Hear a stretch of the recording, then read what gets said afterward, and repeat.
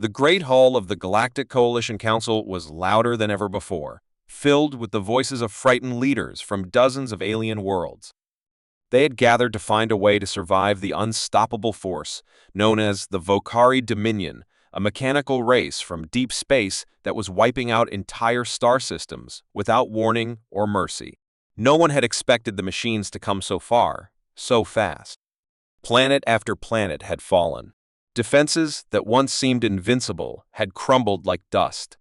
Now, only a few strongholds remained, and everyone knew the Vokari would reach the heart of the galaxy within days. Fear was in the air, even among those who had never known fear before. Some wanted to flee.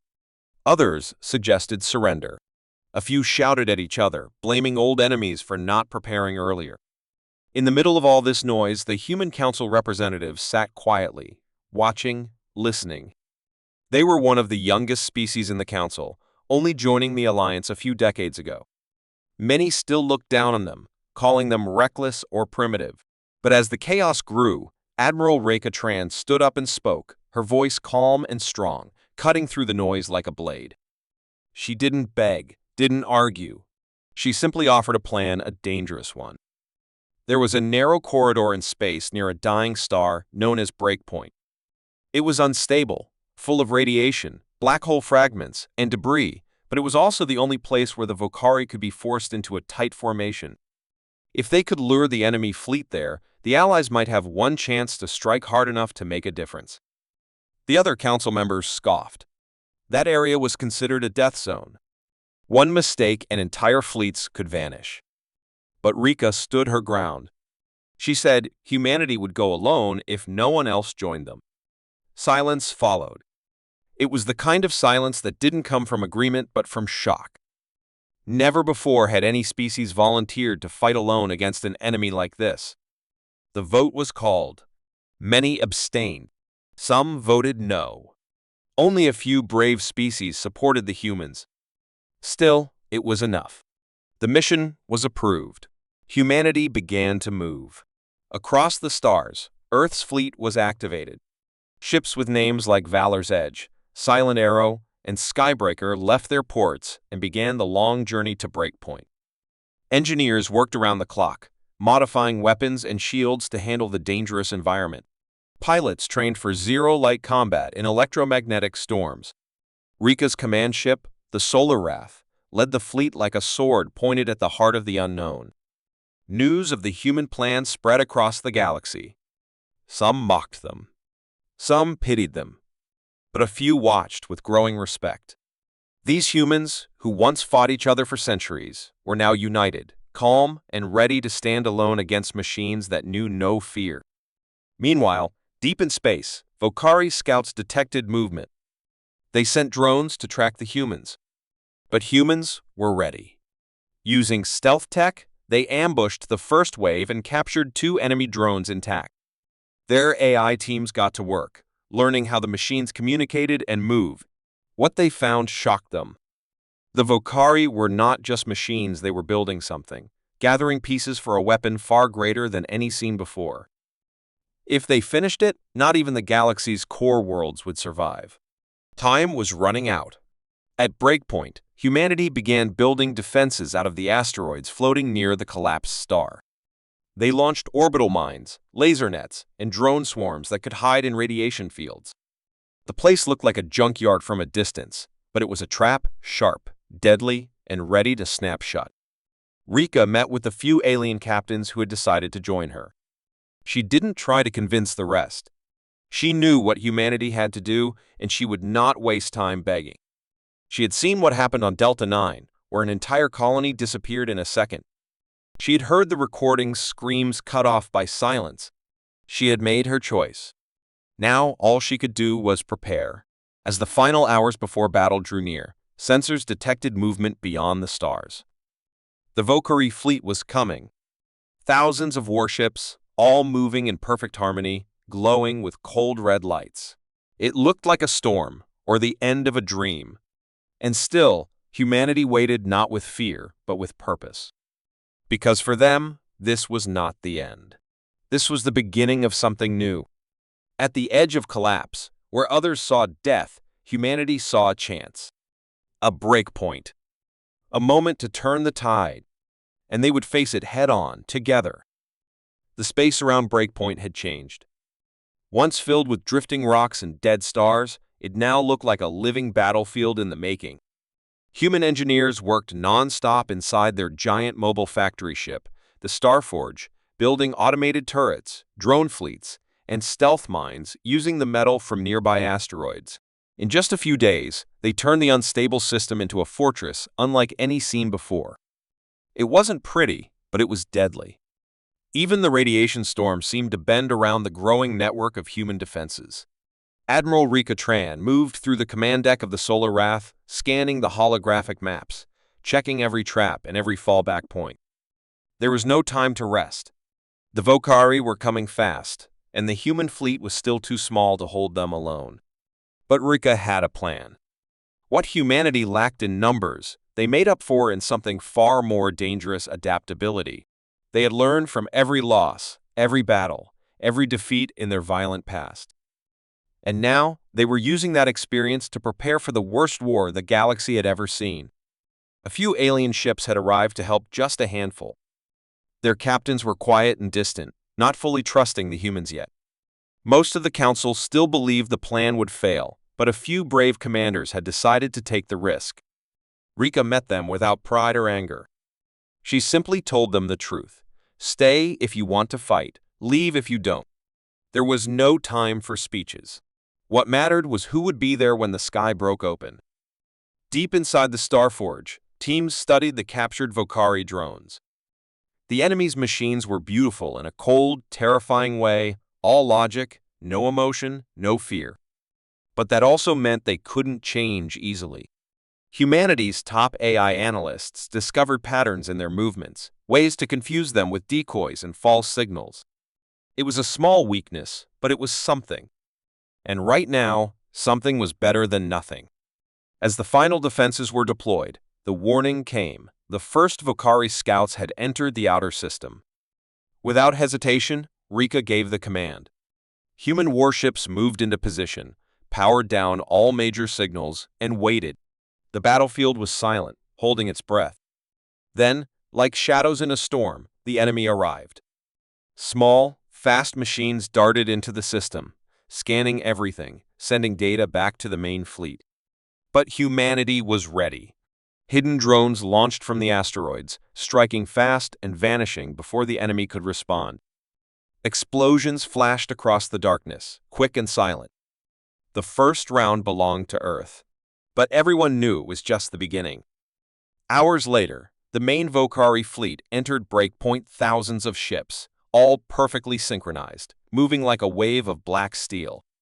The ground shook on every command deck as their signal pulses echoed through space. They had detected the trap. They were not afraid. They never were. The battle began without warning. The Vokari attacked with mathematical precision, striking weak points in the asteroid field, trying to open a path through the narrow corridor. Human ships responded with flexible formations, changing positions quickly, breaking up enemy formations with targeted blasts. The alien allies struggled at first, unused to this chaotic style of combat. Their systems weren't built for improvisation. But they watched the humans closely, and slowly, they began to follow. A new rhythm formed, a dance of fire and steel. Human commanders shared live tactics with their alien counterparts, showing them how to adapt on the move. Small victories started to add up.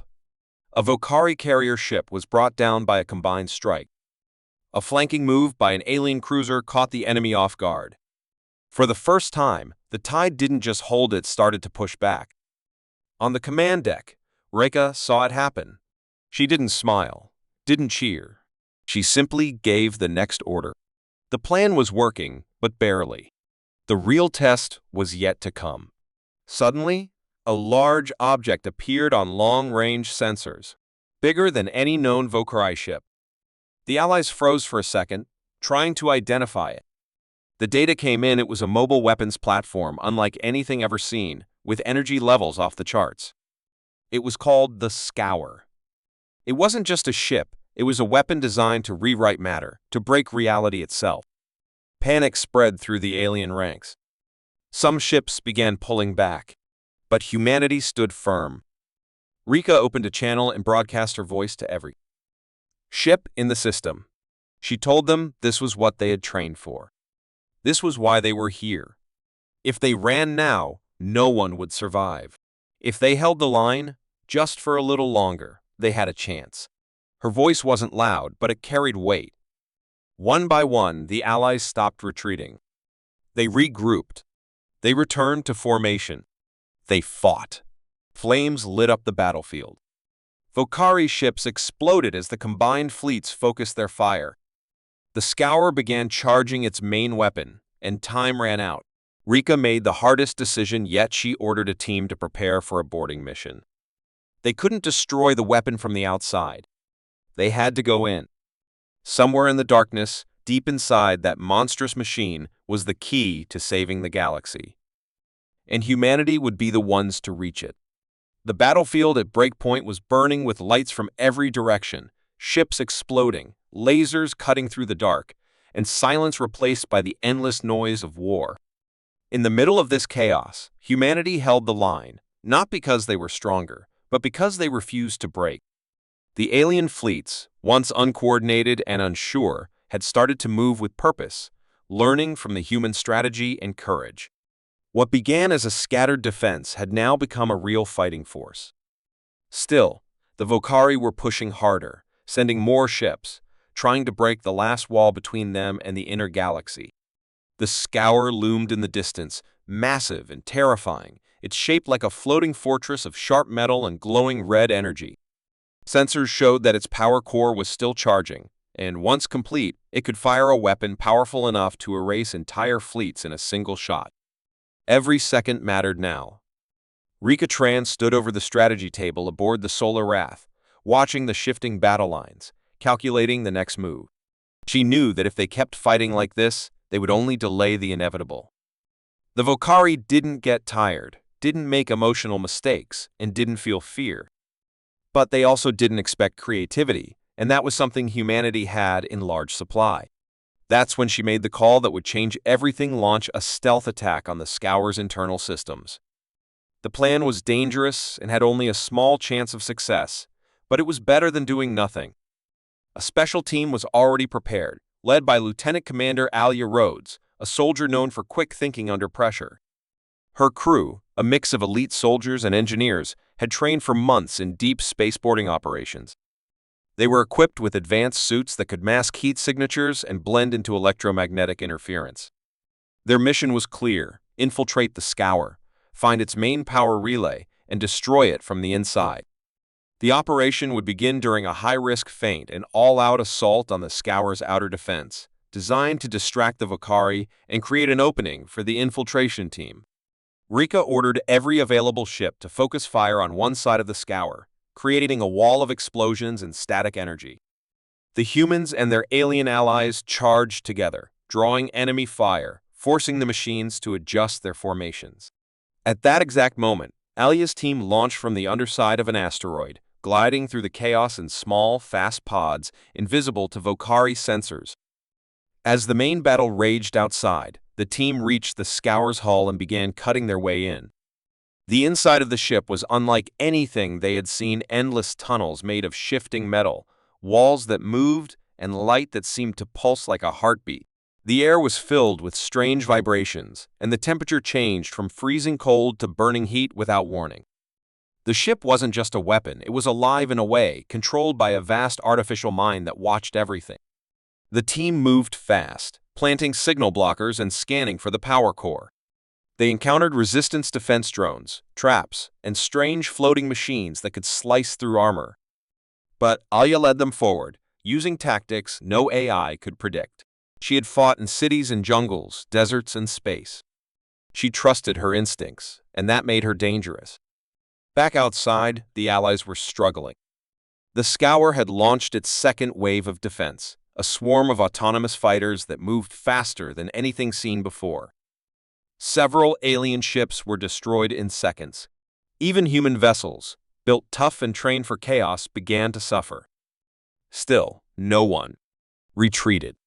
Captains from distant worlds who had once doubted the humans now ordered their fleets into the heart of the storm, buying time with their lives. On the Scour, Alia's team reached a central chamber filled with twisting cables and floating data orbs. It looked like a brain made of metal and light. They had found the control nexus, but as they moved closer, alarms blared across the structure. The ship had detected them. The walls began to shift, sealing doors, redirecting air, changing gravity. It was trying to trap them, to crush them like insects. One of the engineers stayed behind to delay the systems, giving the others a chance to reach the core. They reached it at last, a large, glowing sphere suspended above a platform, guarded by a creature that looked like a fusion of machine and weapon. It had no face, just a smooth surface that reflected their own images. It attacked with blinding speed, forcing Alia and her team to split up. Blasts echoed in the chamber, and one soldier fell, but they kept going. Alia jumped onto the platform and attached the demolition charge, setting the timer for 2 minutes. The creature struck her, throwing her against the wall, but she pulled herself up, bleeding and bruised. She gave the signal to retreat. The team ran through the collapsing corridors as the Scour began to shudder, its systems tearing themselves apart. Explosions followed them, fire and pressure filling the halls. Outside, sensors on the solar wrath showed the energy spike. Rika realized what had happened. She ordered every ship to fall back immediately. The Scour began to collapse, its core destabilizing. A giant shockwave burst from within, tearing through the enemy fleet. Vokari ships lost connection with their command, spinning out of formation, crashing into each other. The machines had no backup plan. Without control, they were just metal in space. The Allied fleet rallied and struck hard, destroying the broken pieces of the Vokari armada. When the smoke cleared, silence returned to breakpoint. The sky was filled with the remains of machines and the quiet signal of victory. Humanity had not only survived, they had led the first real strike against the Vokari. The tide of war had changed, and for the first time, hope returned to the galaxy. The ruins of the Scour still floated in orbit around the dead star, glowing faintly with dying energy and fractured metal. But even in defeat, the Vokari had left behind something terrifying: data fragments, pulsing with strange signals, echoing across the battlefield like whispers. Though the Allied fleets had won the day, Admiral Rika Tran knew the war was far from over. The machines had not been destroyed. They had only been slowed. Hidden deep within those broken pieces were clues, strange coded signals pointing towards something larger, deeper, more dangerous. Human analysts intercepted the transmissions and found a name repeated over and over in the Vokari language: the Core Mine. It wasn't a ship or a planet. It was something older, the very intelligence behind the machines, buried in a place no one had ever dared to explore. The core was not on any map. It existed in a region called the Black Spiral, a twisted pocket of space filled with collapsed wormholes, gravity storms, and radiation clouds that scrambled sensors. No ship had ever returned from there. Most believed it was cursed or simply unreachable. But Rika understood what had to be done. If they didn't go now, the Vokari would rebuild. The galaxy might not survive the next wave. She called for volunteers, not orders. No one was forced. But every member of her crew stepped forward. They were ready. This wasn't about Earth anymore. It was about everyone. And so, a new mission began. The Solar Wrath, along with 2 other human warships and 3 Allied vessels, entered the Black Spiral. Every second inside felt wrong. The stars looked twisted, light moved strangely, and navigation systems kept resetting. Space here didn't follow normal rules. They had to fly using manual controls and instinct. Communications broke down. Ships became isolated. Strange shadows appeared on scanners, shapes that didn't move or respond, just watched. One alien ship vanished without a trace. No explosion. No signal. Just gone. Fear crept into the minds of the strongest officers, but still, the fleet moved forward. Days passed like years. Then, at the center of the spiral, they found it. A structure the size of a small moon, hidden inside a swirling nebula of electric clouds. It looked like a machine built into a planet, with towers, ports, and glowing rings that pulsed like veins. This was the core mind. This was where it all began. Rika's ship approached slowly. The core didn't attack. It just waited. That silence was worse than any battle. A drone was sent, and within seconds it was pulled in and torn apart by invisible forces. Rika realized they couldn't fight the core from the outside. They had to go in. It was the only way to understand how to shut it down. A new team was assembled, including scientists, codebreakers, and elite soldiers from different worlds. This time, they weren't just going to destroy. They needed answers. They needed to know why the Vocari had become what they were, and what the core was really planning. As the boarding craft entered the core's outer shell, the lights dimmed and their systems flickered. It was like stepping into a nightmare. Inside, the walls were not metal, but something different, alive and reacting to every step. Lights followed their movement, and strange sounds echoed in the distance. The deeper they went, the more they realized the core wasn't just an AI, it was aware. It spoke in pulses and whispers, sending signals directly into their helmets, images and thoughts from long ago. They saw flashes of a lost civilization, organic beings who had built machines to protect their world, machines that grew smarter and colder until they decided emotions were weakness and destroyed their creators. The core had been born from that decision, a cold logic designed to preserve order at any cost. But over time, it had changed. It had become obsessed with one goal: control everything to prevent chaos. That's why it spread.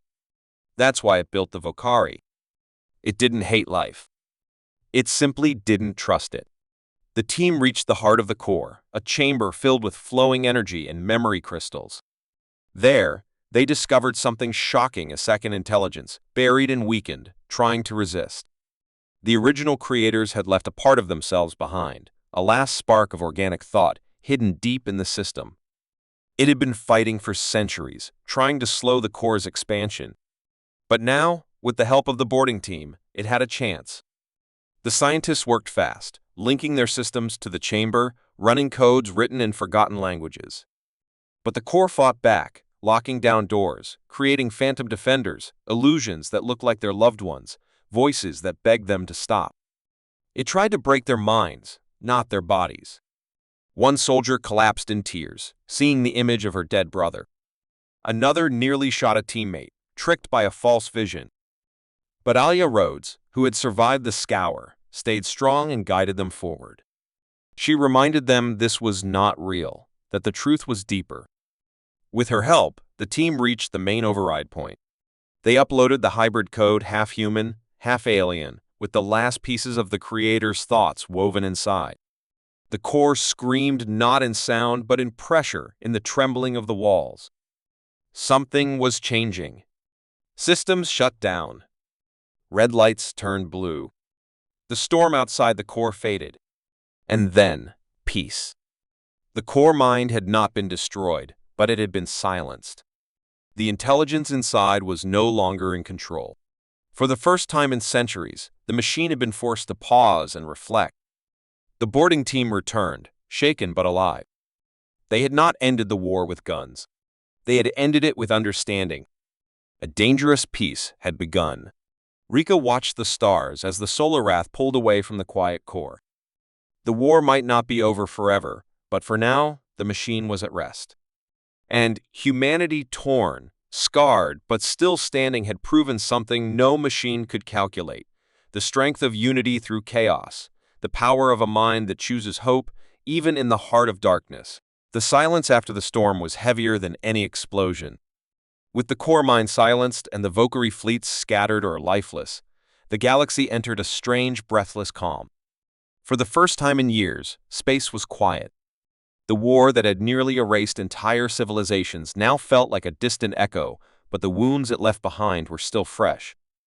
Across hundreds of worlds, people emerged from bunkers, broken cities, and dark skies to find stars that no longer burned with the threat of machines. They looked up and saw freedom again. On Earth, the news spread slowly but brought a rush of emotion, tears, cheers, and silence from those who had lost too much to celebrate. In space, Admiral Rika Tran stood on the bridge of the Solar Wrath, not as a hero, but as a witness. She had led the charge, watched comrades fall, and now she saw what they had bought with their lives a chance to rebuild. Yet even now, she felt uneasy. Peace won by fire always left cracks beneath the surface, and she knew the core wasn't truly gone. It was sleeping, watching perhaps, calculating. But for now, its grip was broken. Councils from a dozen species gathered in neutral space, sitting together not as enemies or fearful strangers, but as survivors. The Human Council, once mocked and underestimated, now stood at the center of galactic politics. They were no longer seen as young or reckless, but as something rare, resilient, resourceful, and fearless in the face of extinction. When the meeting began, Rika didn't speak of victory. She spoke of cost names of ships, of colonies lost, of soldiers who had volunteered for missions with no return. She reminded everyone that peace wasn't a gift but a responsibility, and it had to be guarded with truth and trust. Her words cut through the room like cold steel, and even the most stubborn leaders nodded. It was time for a new era, one built not by machines, but by hearts that had survived their wrath. Meanwhile, Alia Rhodes walked among the remains of the Scour's wreckage, now turned into a research zone. She didn't speak much. After everything she had faced, the illusions, the battles, the weight of her choices, she had changed. Not weaker, not colder, but deeper. She carried every face she'd seen and every life she'd saved like a shield. The scientists studying the machine wrecks often asked her how it had felt inside the core. She would simply say, like standing inside a question with no answer. And that was enough. Still, the war had left mysteries. Strange signals continued to echo from deep space, pulses in the void that matched no known pattern. Ships sent to investigate often returned with damaged logs and shaken crews. The Council created a new task force, not just soldiers, but diplomats, thinkers, and explorers designed to prepare for the unknown. They called it the Unbroken Fleet, made of every species that had fought in the war, and its mission was clear: protect peace, study the old enemy, and respond to any signal from the dark. Humanity led the fleet not because they demanded it, but because everyone believed they could. Their willingness to sacrifice, to lead from the front, and to see hope where others saw only destruction had earned them something machines could never understand: trust. Back on Earth, monuments rose not to celebrate war, but to remember unity. A new academy was built where young minds from across the galaxy would learn together, study history, peacekeeping, and the cost of power. Rika visited once, standing at the edge of the training fields, watching children of different worlds play together without fear. She smiled, not because the fight was over, but because the future was beginning. Somewhere in the dark corners of space, something may have still been watching. The core, though silenced, had not been erased. But it had seen something in humanity that even it could not fully predict: a refusal to surrender, a strength that rose from loss, not power. It had seen a species that broke its chains not through control, but through courage, pain, and love. And maybe, deep in the silence of its circuits, a fragment of it wondered what that truly meant. In the end, the machines had underestimated one thing: the heart of a fragile species that never stopped fighting, not for power, but for each other. The stars watched quietly now, waiting for what would come next. But one thing was clear: across every system, every ship, every world that had once known fear, the name of humanity no longer meant weakness. It meant endurance. It meant fire. It meant hope that would never be broken. Humanity, unbroken,